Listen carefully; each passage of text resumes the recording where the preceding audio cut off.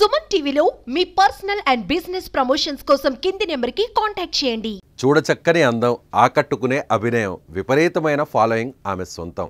Degree చదువుతుండగానే కొత్త రకం fashions, పర్యాటక కేంద్రాల గురించి సోషల్ మీడియాలో పోస్టులు చూసి పలు సంస్థలు మోడలింగ్ అవకాశాలు ఇచ్చాయి ఆమెకు. ఇంకేముంది, ఆమె ఓ గొప్ప మోడల్ కావడం ఖాయమని అందరూ అనుకున్నారు. సీన్ కట్ చేస్తే ఐపీఎస్గా ఎంపికయ్యారు. ఇంతకు ఆమె ఎవరు? మోడల్ నుంచి ఐపీఎస్గా ఎదిగిన ఆమె ఎవరో తెలుసుకుందాం.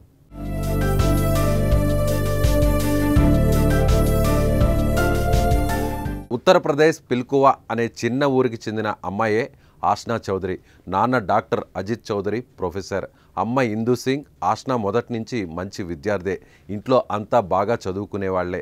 దీంతో ఆమె కూడా ఏ ప్రొఫెసరో రీసెర్చరో అవుతుందని అనుకున్నారంతా.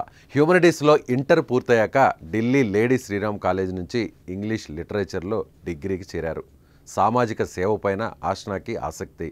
దీంతో పేద పిల్లలకు విద్యావకాశాలను అందించే ఓ ఎన్జిఓలో చేరి మరెన్నో సేవా కార్యక్రమాలని చేపట్టారు.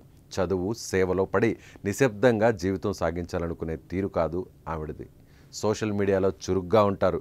కొత్త ఫ్యాషన్లు, తను విహారానికి వెళ్ళిన ప్రాంతాల గురించి అందరికీ పంచుకుంటూ ఉంటారు. అలా అభిమానులు వచ్చారు ఆమెకు. అందానికి అందం, మంచి ఎత్తు, ఇంకేం కొన్ని సంస్థలు మోడలింగ్ అవకాశాలు ఇచ్చేశాయి.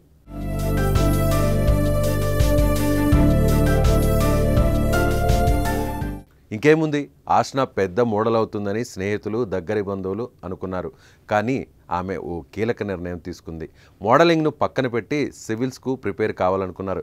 సొంతంగా సన్నద్ధమై 2019లో సివిల్స్ రాస్తే ప్రిలిమ్స్లోనే పోయింది. ఆ సమయంలో దీనికి పనికిరానా అని బాధపడ్డారట ఆష్నా.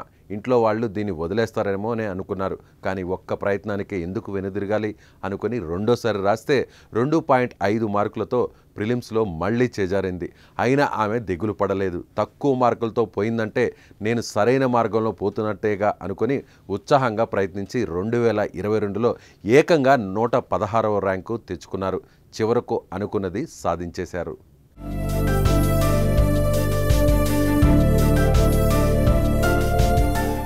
ఇక తన సివిల్స్ ప్రయాణం, సన్నద్ధత, అనుసరించిన వ్యూహాల వివరాలను ఇన్స్టా, యూట్యూబ్లో పంచుకుంటూ ఉంటారు. స్ఫూర్తి కలిగించే మాటలతో ఎందరికో ధైర్యాన్ని నింపుతుంటారు. అందుకే ఆవిడ ఇన్స్టాకి 2.7 లక్షలకు పైగా ఫాలోవర్లు ఉన్నారు. చిన్న పట్టణం నుంచి వచ్చిన అమ్మాయి వరుస వైఫల్యాలను దాటింది. సవాళ్లను ఇష్టంగా దాటి కష్టమనుకున్న ప్రయాణంలో గెలిచి చూపింది. మరి అలాంటి కథ స్ఫూర్తిదాయకమే కదా. అందుకే ఆమె ప్రయాణం ఎంతోమందిని ఆకర్షిస్తోంది. ప్రస్తుతం ఆష్నా కథ సోషల్ మీడియాలో వైరల్ అయింది.